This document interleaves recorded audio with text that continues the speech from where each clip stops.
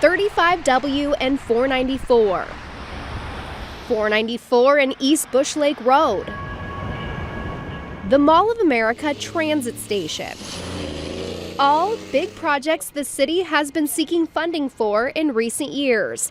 The Bush Lake Road project was approved in 2016, and this year, the transit station made it onto the bonding bill. We had $8.75 million in state bonding received for the project from the state, and that completes a $25 million funding package, which means that the project will be under construction shortly after the Super Bowl ends in 2018. While Port Authority Administrator Shane Rudlang hoped to have the station done before the Super Bowl, he says the change is still needed. As of now, contractors with the mall and buses go to the same entrance. That clogs up traffic trying to get into the transit area.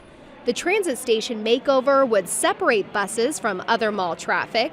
It would also add bus stops, leave room for additional light rail, improve police presence, and turn the layout 90 degrees so visitors could go from buses to the transit area to the mall without going outside. The mall transit station is the busiest transit station in the state, and we see that as a key hub for lots of development. But we want to leverage that to do other types of development and allow people to connect there.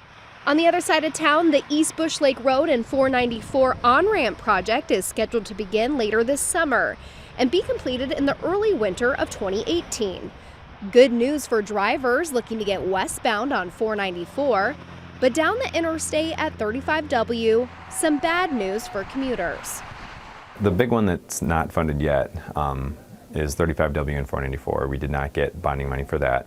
However, there's been a lot of movement for other funding sources for that project. The first phase would cost around $85 million.